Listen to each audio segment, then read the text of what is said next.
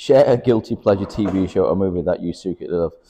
Oh, I'd have to say like a little bit of Love Island, to be fair.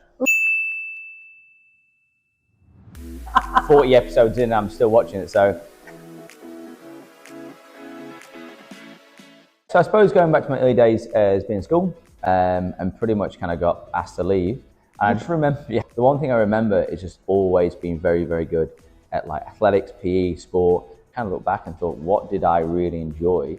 And it was kind of helping people and to do with like health and fitness. Kind of always wanted to be a physio or sports teacher.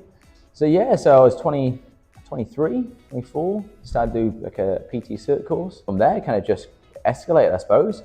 I spent a long time kind of rehabbing myself. Ankles, torn hamstrings, patella tendinopathy for the last probably 6 years on my knees. And as an absolute lover of movement and sport, it really affected even my day-to-day life. That was definitely something that kind of led me into being more into that rehabilitation and a bit more of that holistic approach to movement.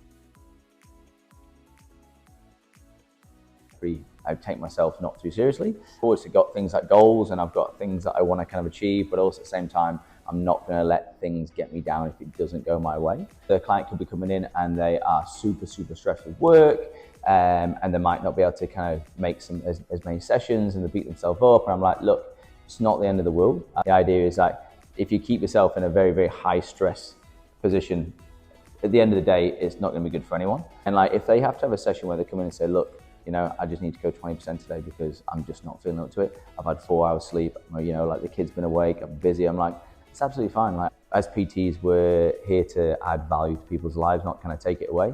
So like, they shouldn't always be coming in being like hitting 100% all the time, you know, and that's another thing of like getting to know your client and making sure that they're very, they're happy and they're just moving well. Big advocate of creating really good habits and kind of working on your environment. So there's a really good saying that your environment is the invisible hand that sculpts human behavior.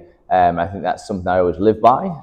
If you figure out what you don't like and what you do like, and your habits and the things that you're doing aren't providing positive benefits in your life, I feel like those are things that you need to look and go, I don't want to do those. I need to start making these better choices, better habits, and also making easier habits, or making habits easier.